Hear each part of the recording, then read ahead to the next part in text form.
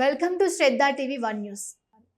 విజయనగరం జిల్లా రాజం నియోజకవర్గం వంగర మండలం మడ్డువలస రిజర్వేయర్లోకి చేపల వేటకు వెళ్లిన మత్స్యకారుడు గణేష్ గల్లంతయ్యాడు.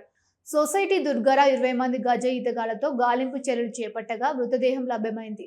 మృతుడికి భార్య జ్యోతి, 2 కుమారులు, 1 కుమార్తె ఉన్నారు. కుటుంబాన్ని పోషించే పెద్ద దిక్కు కోల్పోవడంతో కుటుంబ సభ్యుల రోదనలు మిన్నంటాయి. ప్రభుత్వమే మమ్మల్ని ఆదుకోవాలని కన్నీరు మున్నీరుగా విలిపిస్తూ ఉన్నారు. గణేష్ మృతి కారణంగా వంగర గ్రామంలో విషాద ఛాయలు నెలకొన్నాయి. మృతుడు గణేష్ మృతదేహాన్ని పోస్ట్ మార్టం నిమిత్తం రాజం ఏరియా ఆసుపత్రిలోకి తరలించినట్లు హెచ్సి రామ్మోహన్ రావు తెలిపారు. పోలీసులు కేసు నమోదు చేసి దర్యాప్తు చేపడుతున్నట్లు తెలియజేశారు.